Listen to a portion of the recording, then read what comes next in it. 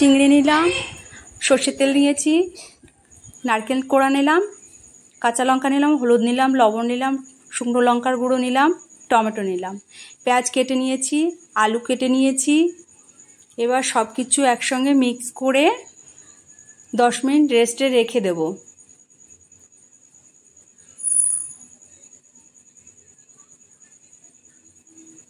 ঝালটা যে যার মতন করতে পারেন। সর্ষের তেল দেব প্রথমে, তারপর সব মশলাগুলো একে একে মিক্স করতে হবে।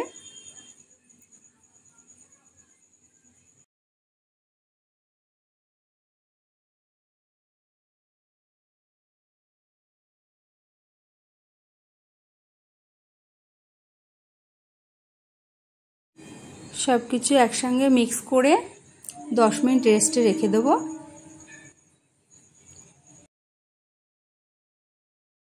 এবার তাওয়ার উপর কলা পাতা নেব, কলা পাতার উপর সর্ষের তেল দিয়ে আলতো করে মেখে নিতে হবে, তাহলে সুন্দর হবে।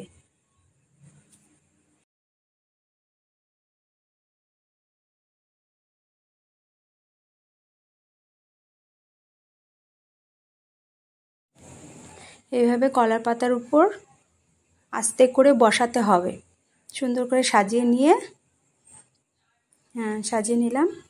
এবার ঢাকনা দিয়ে ঢাকবো, আধা ঘন্টা মিডিয়াম আঁচে রাখবো, রেখে দেখতে হবে।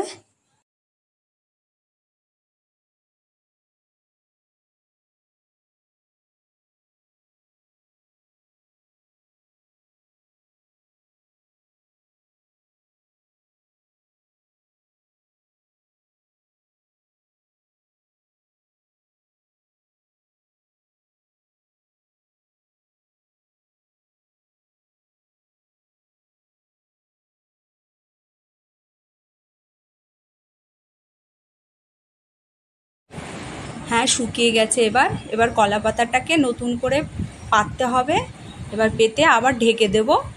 ঢেকে দেওয়ার পরে দেখতে হবে 15 মিনিট পর। হ্যাঁ, এবার দেখি কি পজিশনে আছে, হয়েছে কি না। পাতাটা উঁচু করে একটু দেখি, তবে বুঝতে পারবো। বাহ, খুব সুন্দর হয়েছে, খুবই সুন্দর গন্ধ বেরিয়েছে। গরম ভাতে খুব ভালো লাগবে। দারুণ হয়েছে, দারুণ হয়েছে। যেমনি সুন্দর দেখতে হয়েছে তেমনি খেতে হবে। গন্ধ খুব বেরিয়েছে। আপনারাও এইভাবে তৈরি করে খাবেন, খুব ভালো লাগবে আশা করি।